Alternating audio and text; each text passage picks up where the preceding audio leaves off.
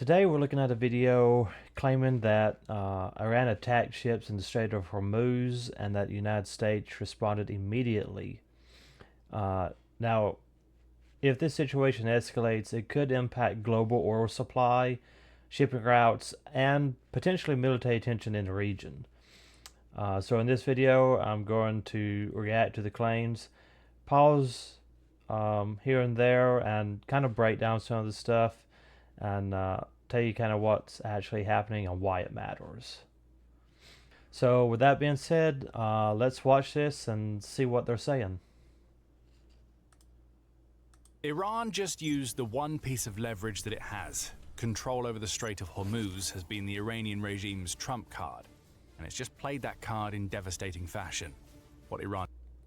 Alright, so right off the bat, they're talking about attacks on commercial shipping in the Strait of Hormuz, which is one of the most important shipping routes in the world, if not the most important. About 20% of the world's oil supply passes through that narrow stretch of water. And so anytime that something like this happens, global markets start paying attention to this stuff immediately. ...did was unforgivable. 3 big ships were attacked, but Iran made a massive mistake. The US revenge for Iran's Hormuz hubris was instant and brutal. Let's start with Iran's strikes and come to the revenge later. On March 11th, The Guardian reported that a trio of merchant ships had been struck in and around the Strait of Hormuz. One of these carriers absorbed the bulk of the strike, as the Thai-registered Mayuri Nari was hit by what has been reported as 2 projectiles of unknown origin. That's a polite way of saying that Iran attacked the bulk carrier in a strike that left the ship in flames soon after it departed from a port in the United Arab Emirates. This strike, which occurred about 11 nautical miles north of Amman, signaled an end to a 4-day lull in Iran's attacks against commercial shipping in the Strait of Hormuz. The Mayuri Nari's crew were forced to evacuate their ship in the wake of the attack. So far, it looks like there were no casualties. The Guardian reports that 20 crew members were evacuated immediately by the Omani Navy, with 3 more staying behind to serve as a skeleton crew on the stricken ship as they awaited a later rescue. That attack seemed to spark a small spate of follow-ups as more unknown projectiles struck ships in and around the strait. The Japanese container ship One Majesty was hit with a projectile as it sailed about 45 kilometers or 28 miles northwest of Ras Al Khaimah. I think the Strait of Hormuz is only about 20 miles wide at its narrowest point. The Mayuri Nari, as the Japanese vessel sustained only minor damage above the waterline. Still, it's a clear signal of intent from Iran that it's going to follow through on its threats to attack any commercial vessel that attempts to pass through the Strait of Hormuz. Another bulk carrier, the Star Gwyneth, flying under the flag of the Marshall Islands, was also struck about 50 kilometers or 30 miles northwest of Dubai. Damage was caused to the hull in the ship's hold area while it was at anchor, but no injuries were reported. This is Iran's wartime strategy. It's the only one that the country has because the Strait of Hormuz provides Iran with the sole piece of leverage that it has in its war with the US and Israel. These 3 attacks add to at least 11 more that have occurred in the Strait of Hormuz or nearby regions since the war began, Reuters reports. And Iran has made it very clear what its goal is with these strikes. Get ready for oil to be $200 a barrel because the oil price depends on regional security, which you have destabilized, blared Ibrahim Zolfikari, who is a spokesperson for what is left of the Iranian military command. Alright, so one thing to understand here is that tensions in this region have been building for literally years, a very, very long time. And the Strait of Hormuz sits between Iran and several allies of the United States, so that are in the Gulf. Because of that, even small incidents can quickly become, international events. That's why you often see naval patrols from multiple countries in the area going through the strait. Indeed, the price of a barrel of oil had previously shot up to $120, though it stabilized to somewhere in the $90 range with hopes that the Iran war could end sometime soon. That end may not come as soon as many would like. We'll get into why later. Iran may have another motivation for attacking these civilian tankers, as Max Afterburner points out in his assessment of what just happened in the Strait. This screams Iranian IRGC payback, Afterburner declares when speaking about the Islamic Revolutionary Guard Corps. which essentially acts as a second military for Iran's regime. And the reason that revenge is being meted out is for the non-stop pounding that they've been getting from the US military. That may be the case. But really, this is all about Iran leaning more heavily into the one thing that it might be able to use to convince the US and Israel to end their massive bombing campaigns on the Iranian mainland. As Bloomberg notes, Iran's strategy in the Strait of Hormuz is intended to lead to one of two scenarios, both of which benefit the remnants of the Iranian regime. Of the two, the ideal scenario, perhaps for the US as much as Iran, is that these strikes will lead to peace negotiations prompted by the US wanting to avoid pressure that comes with essentially closing a waterway that around 20% of the world's seaborne oil passes through each year. The other scenario is that the chaos continues, leading to the price rises that Iran claims will happen as commercial ships avoid the strait entirely and have to take far longer and costlier routes to their destinations.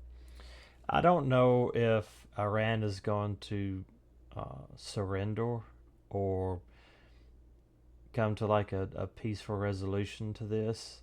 I mean, they could, or they might not. I don't think any of us can really know that for sure.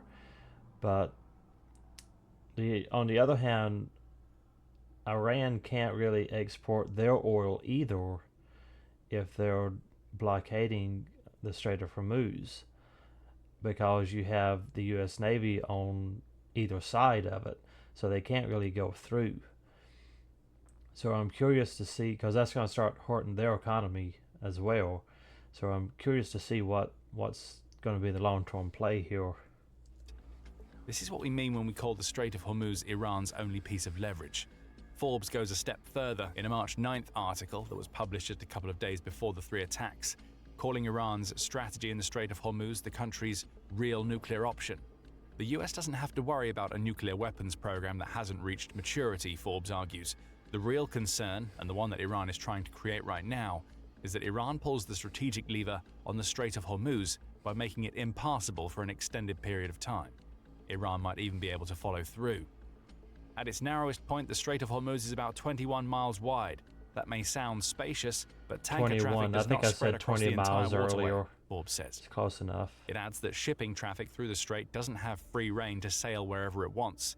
The Strait of Hormuz is divided roughly into shipping lanes, one in and one out, that are each about 2 miles wide and separated by a 2-mile buffer zone. That takes what is already a small 21-mile choke point and narrows it down to just 6 miles that Iran's fast boats can patrol and its drones can strike.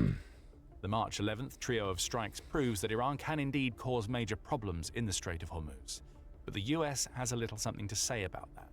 Iran's attacks on commercial ships couldn't go unanswered, and the revenge that the US unleashed was fast, furious, and sent a brutal message to Iran's military command that it will be hit hard every time it tries to pull its nonsense in the Strait of Hormuz. Not only does Iran have those small, fast attack boats, but that could, maneuver quickly and get in and out of places really quickly, but they have also laid some, from what I understand, they've laid some underwater mines in the strait as well. So, I mean, even though it's only like a 6-mile wide area, that's still a lot of area to cover to try to look for mines and dismantle underwater mines that might be placed there, because as far as I know, the U.S. doesn't know exactly where they're at or how many that they are, and that's one reason why they haven't sent any, haven't been escorting any ships through the strait yet. I know President Trump said the other day that if it come down to it, that they would escort ships through, but I think that's one of the major holdups right now for that, is that they don't know where those underwater mines are at or how many that they are, and if an aircraft carrier, or not really an aircraft carrier, if a destroyer or an escort ship hits one of those mines, not only could it be the loss of life, but also it could go into the millions and millions of dollars worth of damage done. Not to mention if one of those huge oil tankers hits one of those underwater mines, what type of environmental disaster that would be. Those millions of gallons of oil just spewing out into the strait would not be good. US President Donald Trump warned that this revenge was coming. On March 10th, he took to Truth Social to tell Iran's regime that it will be wise not to try to turn the Strait of Hormuz into a death trap for commercial vehicles. Trump focused on Iran's second strategy of laying mines as he declared, "If Iran has put out any mines in the Hormuz Strait and we have no reports of them doing so, we want them removed immediately. If for any reason mines were placed and they were not removed forthwith, the military consequences to Iran will be at a level never seen before." I don't think Trump even Iran's dangled going a to carrot on the end of the remove stick those by telling underwater Iran's regime mines. that it will be a giant step in the right direction if Iran pulls back on mines and stops striking ships in the Strait of Hormuz. Iran didn't listen. And its defiance didn't cost the think they country in would. a major way. But before we go deeper into that, this is a quick reminder that you are watching The Military Show. If you haven't subscribed yet, now is the perfect time to hit that button. So The despite the video warning Iran will struck be anyway, in the it may description not have taken below out any commercial if you vessels wanna with check it mines, out. but it did use projectiles, And likely go to aerial the drones Military such as Show Shahids, channel and to attack subscribe to commercial them. shipping. And true to Trump's words, the US meted out a punishment that left Iran's military regime reeling. How? Well, the US destroyed 16 of Iran's mine-laying ships, along with several other naval vessels, in a devastating series of attacks. That news was confirmed by US Central Command on March 11th, with the first 10 being reported on by Trump himself a mere 13 minutes after he delivered his initial March 10th warning to Iran. I'm pleased to Look at that. That's just amazing. That, and I assuming that's infrared that they're using to strike those vessels with. It's crazy. report that within the last few hours we have hit and completely destroyed 10 inactive mine-laying boats and/or ships, with more to follow, Trump said. "We told you that the revenge was instant. We're assuming that as soon as the US received word about the So I'm first of the 3 assuming strikes we right discussed, now, the finger that was already on the trigger was pulled. Iran can't really Iran will be lay feeling that any pain more as its underwater plan to use mines. mines to control the Strait of Hormuz has fallen apart in a heartbeat. The inactive vessels that Trump mentioned were likely Sounds to like soon they've become taken out active. the vessels Now that, they're gone, along laid with those 6 more underwater since Trump mines. made his announcement. And if Iran thought that this was the worst of it all, then it had another thing coming. The US hit much harder than taking out some mine layers.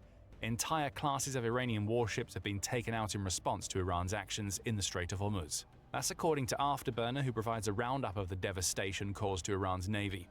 He shares footage from US Central Command that reveals that March 10th saw the US launch sweeping strike waves against the country on an almost hourly basis, all in different locations and directions in Iran.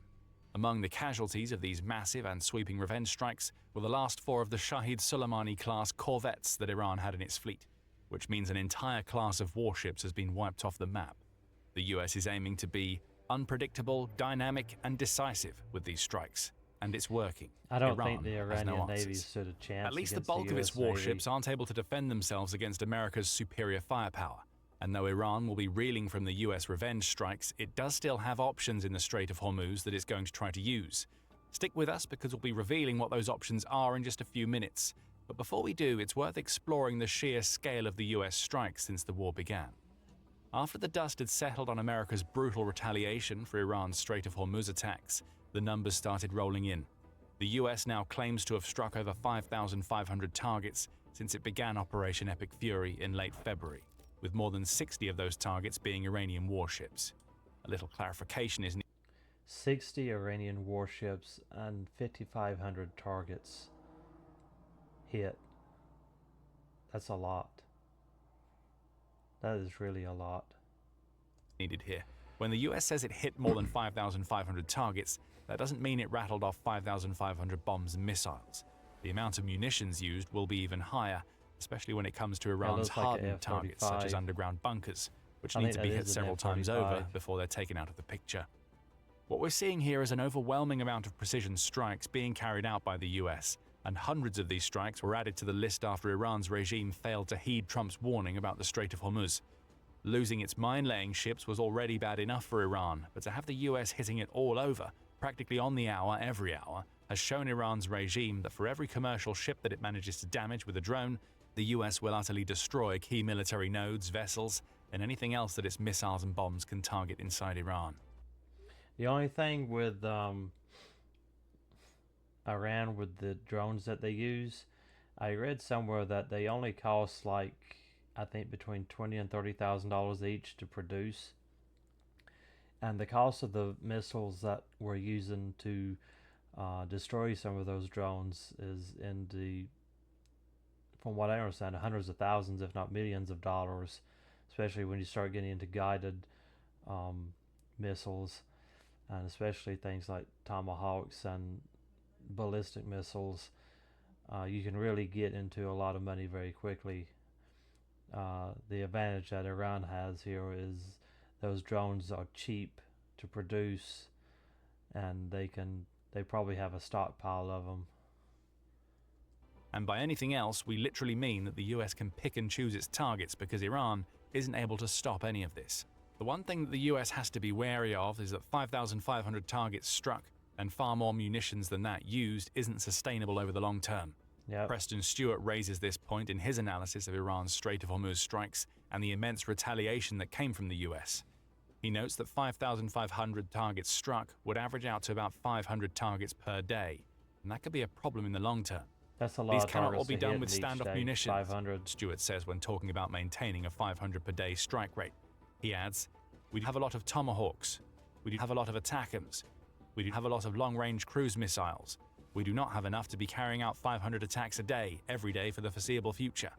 The odds are that the US is switching toward using guided bombs in its campaign of aerial devastation against Iran, which is how it's going to sustain what we're seeing right now in Iran for as long as is needed to achieve the goal of forcing Iran to give up its leverage in the Strait of Hormuz. That sustainment is going to be needed. Even though the US has made Iran pay for what it did to the that 3 ship's commercial moving. ships in the Strait of Hormuz, It it ain't would be playing foolish to around. believe that the fighting over this waterway is all over. The strait is just too important, that as we wake at the mentioned front. earlier when telling you about Iran's strategy of forcing the price of oil up to $200 per barrel. There is a real threat here, as the Strauss Center for International Security and Law points out, because about 17 million barrels transit through this one strait every single day, It's a lot of accounting for oil. about 20 to 30% of the entire world's oil consumption. That's a lot of oil. The Gulf region in particular relies on the Strait of Hormuz because pipeline options are limited. All told, 88% of the oil that leaves the Persian Gulf goes by the way of the Strait of Hormuz, so Iran isn't going to be giving up its ability to control passage through the strait without a real fight. America's challenge is that this fight isn't going to be coming from Iran's large warships, or even the mine-laying vessels that the US destroyed. Instead, Iran is going to be leaning on the other option it has, which we touched on a moment ago, fast attack boats. Yeah. Even as its warships sink and its mine-laying strategy gets sent the way of the dodo, Iran still has a lot of fast attack boats that it can use to zip toward a target, launch a drone or rocket, and then get out of Dodge before anybody can do anything about them. Afterburner highlights Yep, this, noting they're that these fast, fast boats agile, don't even and have to hard be to hit. crewed in some cases. Iran has access to small and rapid vessels that it can pack with explosives and control remotely, somewhat similar to the seaborne drones that Ukraine has used to such devastating effect against Russia's warships in the Black Sea. That's the big worry for the US right now as it shifts into a new phase of its Strait of Hormuz strategy after taking out the mine layers. And these fast boats are having an impact. Even though the US followed through on Trump's threats of retaliation, it still hasn't been able to reopen the Strait of Hormuz for commercial shipping. Does that say At least no not anything like the smoking? volume of shipping that would indicate the compact. Let me Even though rewind the that. US I think that says no smoking on that ship. followed through on Trump's threats of retaliation, it still hasn't been able to reopen the Strait of Hormuz for commercial shipping. That's funny. At least not anything like the volume of shipping that would indicate that commercial vessel owners believe that they will be able to move their ships through without the possibility of them being struck. And on March 12th, a pair of ships, namely the Cephasi Vishnu and the Zafira Swiri, both flying under the flag of the Marshall Islands, were struck in attacks that make the 3 we covered earlier pale in comparison. Both were hit at about 1:30 a.m. local time off the coast of Iraq, again by unknown projectiles, and both burst into flames. Authorities managed to rescue 38 crew members, though sadly one person died, per Iraqi news outlets. These fast boats are an ever-present threat in the Strait of Hormuz. The question now is, how is the US going to be able to handle them from here on out? Maintaining its rate of attacks on the Iranian mainland using guided bombs, as Stewart suggests that the US is doing, will play a large role. This is a pressure versus pressure game, and the US can deliver a lot more pressure than Iran. However, the US also has a duty to keep the ships that want to transit the Strait of Hormuz safe. Afterburner suggests that Ship's this got a could be big achieved wake through in the front of deployment it, of too. fighter jets that are no longer needed in Iran itself now that the campaign has switched to aerial bombing. If we're going to control the Strait of Hormuz, you've got to have fighters up and airborne, just like this, Afterburner says of images of fighter jets just being released by US Central Command. He adds, F-22s, F-18s, F-35, F-16s. Have as many of those up there as possible. He references footage of an F-16 destroying Shahid drones in Dubai as an example of why this would work. I think we should Presumably the also plan have would be to drones maintain patrolling constant the Strait of sorties over the Hormuz. Strait of Hormuz, perhaps with some tankers being accompanied by fighter jets, so that anything that attempts to attack by air or sea will be taken out before it manages to strike. It's a Those solution, unmanned a drones, they costly can be one, given given that America's with, jets and the weapons they fire are more weapons. expensive than the drones that Iran is using. However, the US may get some support in this endeavor very soon. As the Times reported, France has announced plans to deploy an unprecedented fleet of warships to the Strait of Hormuz, as well as the Red Sea and the Mediterranean Sea. According to President Emmanuel Macron, this force will include a pair of helicopter carriers, 8 frigates, and the Charles de Gaulle, which... But the U.S. has 2 different types of unmanned drones that's piloted remotely. I want to say one of them is the Predator. One of them has the propeller at the back, and I can't remember what it's called. But I do know that those can be equipped with air-to-air missiles and even air-to-ground missiles. And that might not be a bad idea to use them to patrol the Strait of Hormuz. Like I just said, you don't have to risk a pilot's life, and if you lose the aircraft, it's much cheaper than losing a fighter jet, especially if it's an F-35 or an F-22. Is France's flagship aircraft carrier. Those vessels are going to be working alongside those provided by other allies, likely including the US, to reopen the Strait of Hormuz. So maybe the US doesn't have to do it all alone. With France helping out, the protection offered to ships sailing through the Strait of Hormuz is magnified enormously. Escorts become possible. Warships can sail alongside commercial vessels, utilizing electronic warfare and their vast array of weaponry to take out Iran's fast boats and other projectiles. It may not be the perfect solution, but what this does is strip away the bulk of the last bit of leverage that Iran has against the US and the rest of the world. If Iran's plan is to make oil cost $200 per barrel, the allies arriving in the Strait of Hormuz is the counterplan. And as more of the French ships arrive, the US can continue its focus on applying pressure to the Iranian regime with its aerial campaign on the mainland. Yep. That pressure may just be enough to cause Iran's regime to collapse, which will have a ripple effect all over the world. One man who'll feel the impact, perhaps more than anybody outside of Iran itself, is Vladimir Putin. The collapse of Iran's regime puts an end to Putin's Middle East ambitions, and you can find out why if you watch our video. And if you enjoyed this video, make sure you're subscribed to The Military Show, so you get more analysis of everything that's happening during Operation Epic Fury. Like I said, the video will be linked in the description below, and if you want to check out more videos from The Military Show, go check out their channel. They have pretty good stuff. If you like the video, give it a thumbs up. If you've got any recommendations or any videos that you want me to react to, make sure to put those down in the comment section below. And with that being said, I will see you all on the next video.